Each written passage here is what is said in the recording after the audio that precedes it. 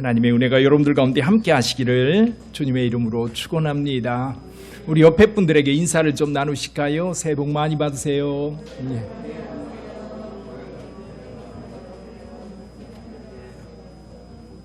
오늘 송구영신 예배에 나온 여러분 모두에게 하나님께서 갑절의 은혜를 더해 주시기를 주님의 이름으로 축복합니다.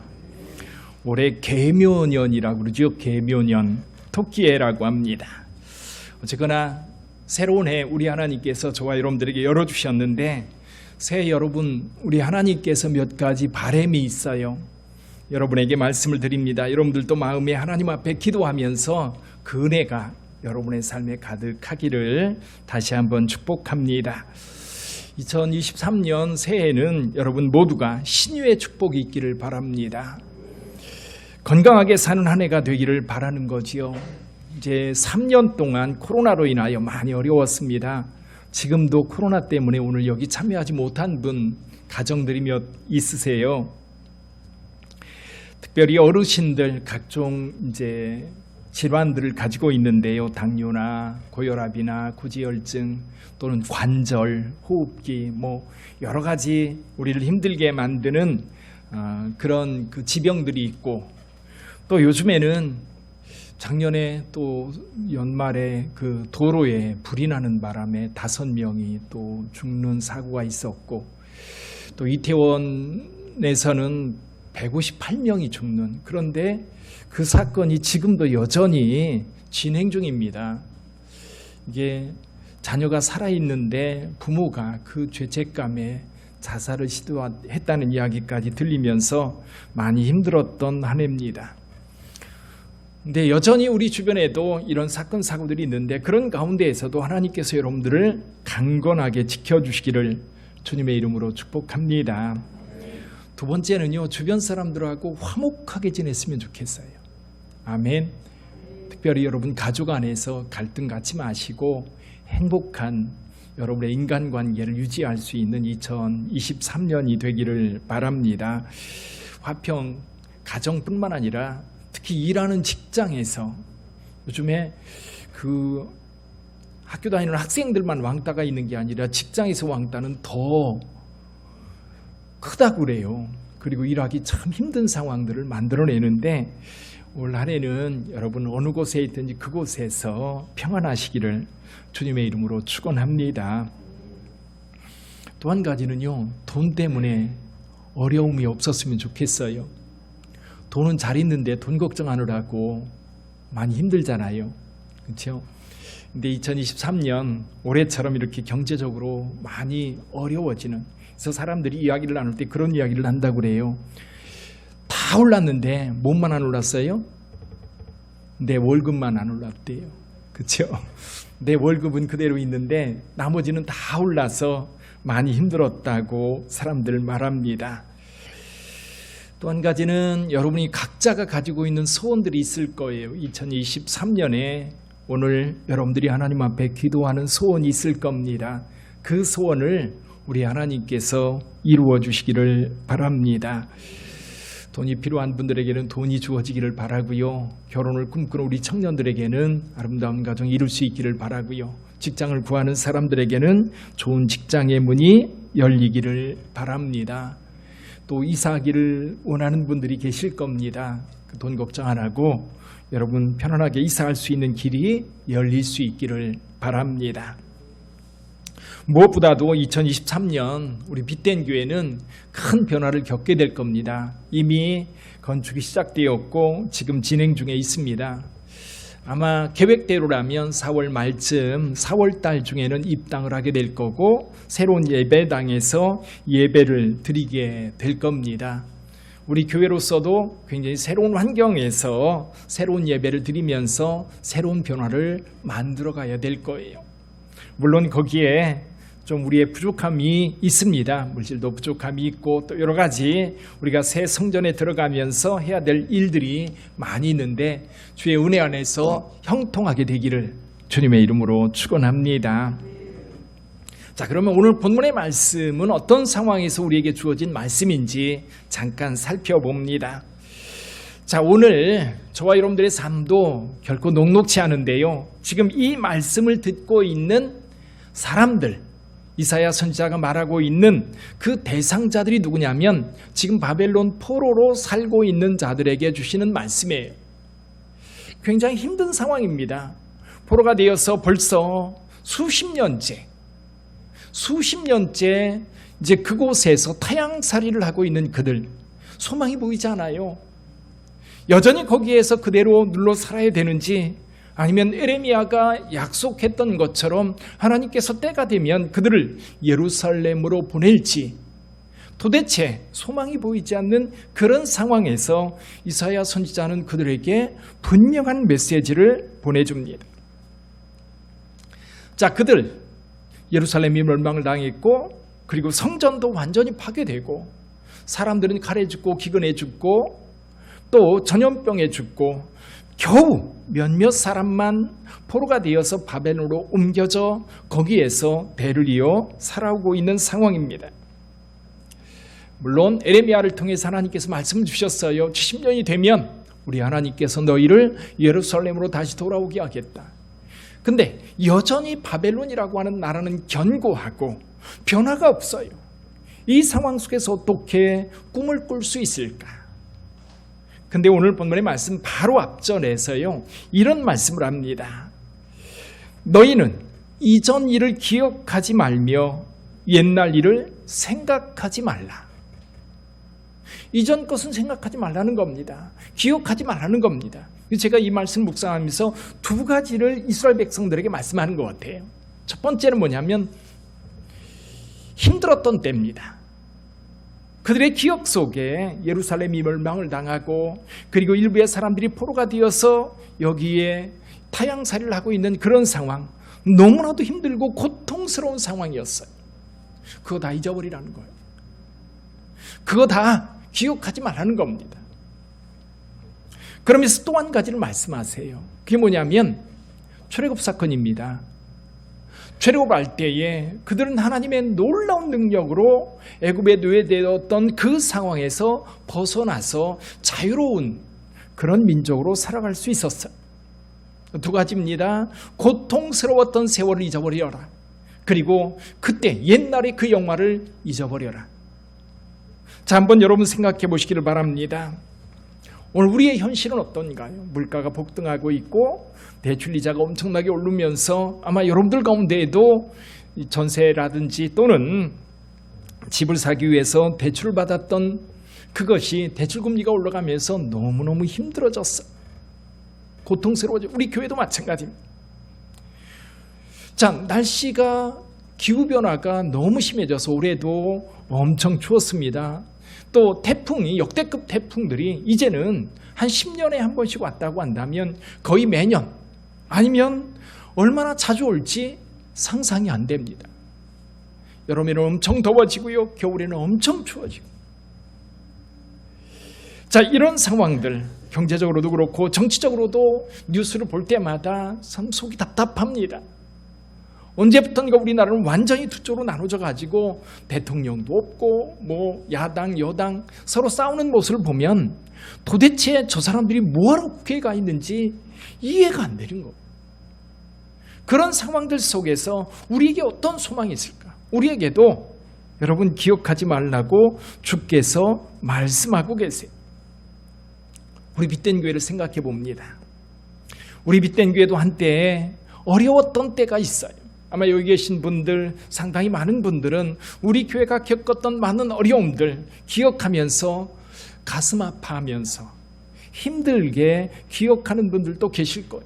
이제 더 이상 기억하지 마셔. 또 우리 교회도 크게 부흥했던 때가 있습니다.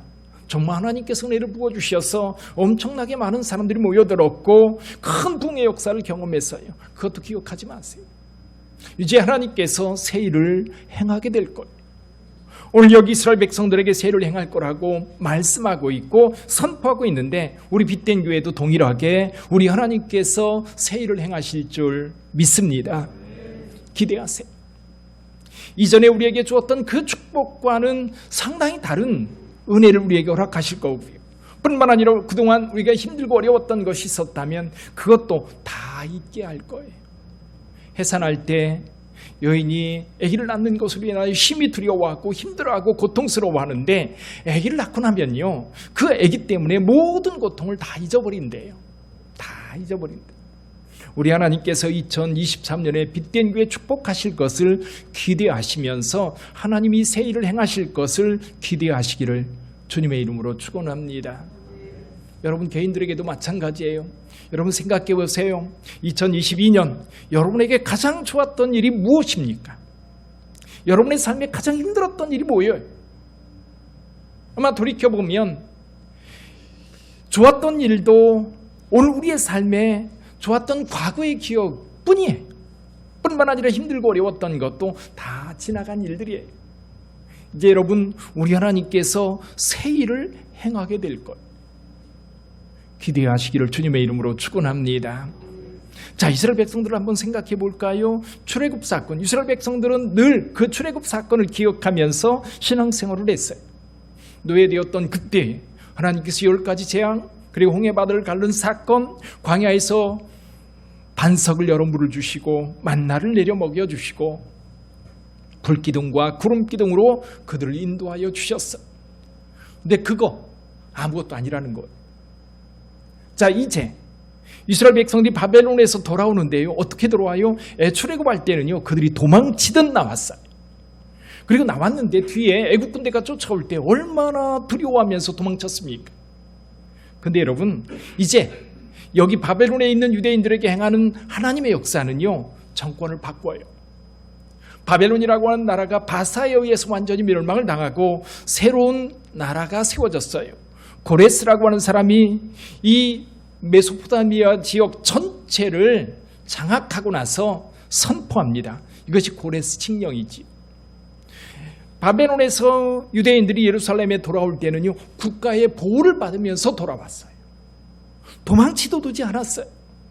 그래서 시편 126편에서는 그들이 돌아올 때 얼마나 행복하고 얼마나 즐거웠는지 그들의 입에 웃음이 가득 찼다 그랬어요. 그들은 바벨론 그리워하지 않았어요. 출애굽할 때는 이스라엘 백성들이 옛날 애굽 땅에서 살던 때를 늘 회상하면서 하나님 앞에 범죄했었어요. 이제는 하나님께서 새 일을 행하시는데 그렇게 행하세요. 생각지도 못했던, 이제는 바벨론에서 돌아올 때는 도망치도 도지 않아도 됐어요. 즐겁게 올 수 있었어요. 미련을 두지 않고 하나님의 인도하심을 따라 그들은 예루살렘을 향해 갈 수 있었던 겁니다. 2023년에 여러분에게 하나님께서 새 일을 행하실 줄 믿습니다. 믿음이 필요해요. 믿음이 필요해요. 우리 하나님께서, 전능하신 하나님께서 저와 여러분들과 함께 하신다고 하는 이 확신, 그리고 우리 하나님께서 우리에게 약속하신 대로 새 일을 행하실 것을 기대하고 믿고 기도하세요. 새 일은요, 준비하는 자에게 이루어지는 줄 믿습니다. 어떻게 준비해야 될까요? 기도로 준비하셔야 돼요. 하나님 앞에 기도하세요. 하나님께서 여러분들 통해 새 일을 행할 수 있도록 기도하세요. 뿐만 아니라 여러분이 하나님의 말씀을 깊이 묵상하면서 하나님의 뜻이 무엇인지 분별하세요. 하나님의 뜻과 다른 방향으로 가면 하나님의 새 일이 이루어지지 않아요. 이스라엘 백성들이 하나님의 말씀을 따라갈 때에 그들 가운데 하나님의 역사가 있었지, 그들이 하나님의 말씀을 따르지 않고 다른 길로 가는데 하나님이 역사하시지 않아요. 마찬가지입니다. 우리 빛된 교회가, 그리고 여러분들이 가는 길에 하나님의 말씀을 우리가 묵상하고 하나님의 뜻이 무엇인지 분별하고 그 뜻을 따라 갈 때에 거기에 하나님의 역사가 나타나는 거예요. 할렐루야. 어떻게 하나님의 역사를 기대하면서 하나님의 뜻도 모르고 내 뜻대로 가면서 하나님의 역사가 내 안에 이루어지지 않는다고 불평할 수 있겠어요? 사랑하는 성도 여러분, 하나님께서 우리 가운데 역사하실 때 하나님의 뜻을 알고 그 뜻에 순종하여 갈 때 하나님께서 큰 역사를 이루게 되는 줄 믿습니다. 한 가지 더 있어요. 여러분의 삶에 최선을 다하시기를 바랍니다. 하나님의 뜻 안에서 여러분에게 주어진 삶 속에 하나님의 역사에 최선을 다해서 순종하고 따라가세요. 어설프게 따라가면 하나님의 역사가 우리 가운데 다가와도 그것을 내 것으로 만들 수가 없어요. 이번에 월드컵 축구를 하면서 스타가 하나 탄생했지요. 조규성이라고 하는 선수입니다. 이게 이제 후보로 있다가 이제 출전하게 됐는데 사람들이 전부 다 야, 저 선수 어쩜 이렇게 잘생겼냐, 그걸로 시선을 강탈했던 친구예요. 근데 들어오자마자 가나전에서의 헤딩으로 2골을 넣었어요. 월드컵에서 골 하나 넣는 게요, 대단한 겁니다. 근데 한 경기에서 연속해서 2골을 넣는, 그러므로 일약 스타가 되었어요. 그 친구가 그런 얘기를 하더라고요. 자기는 국가대표로 뽑히리라 상상을 못했대요. 근데 문자를 받고 나서 이게 꿈인가? 정말로 황홀했다고 합니다. 근데 가족들도 그 소식을 듣고서 다 울었다고 그래요. 어쨌거나 월드컵 우리나라 대표로 나갈 수 있다고 하는 것은 모든 축구 선수들에게 소망 아닙니까? 근데 그 친구 하는 얘기가 그거예요. 최선을 다해서 죽어라 하니까 기회가 오더라는 거지. 하나님의 은혜도 마찬가지인 것 같아요. 성경에서 예수님께서 제자들을 선택할 때요, 똑똑하냐, 부잣집이냐, 귀족이냐, 천민이냐, 그런 건 전혀 따지지 않았어요. 근데 한 가지 본 게 있어요. 그게 뭐예요? 삶의 현장에서 최선을 다하는 제자들만 선택했어요. 그건 부정할 수 없어요. 물고기를 잡으러 밤새도록 근무를 내는 어부들을 선택했고요, 세관에 앉아서 열심히 일하고 있는 레위를 선택했고요. 그래서 예수께서 제자를 선택하는 그 기준을 보면 그들의 삶의 현실에서 최선을 다하고 있는 그들을 제자로 선택했다는 겁니다. 우리 주님께서 저와 여러분들의 삶을 살도록 허락했다면 우리에게 주어진 사건 속에서, 상황 속에서 최선을 다할 때 하나님께서는 우리에게 새 일을 행하실 줄 믿습니다. 여러분, 오늘 기도하세요. 우리 하나님께서 여러분들 통해서 새 일을 행하실 텐데 기대하시며 기도하세요.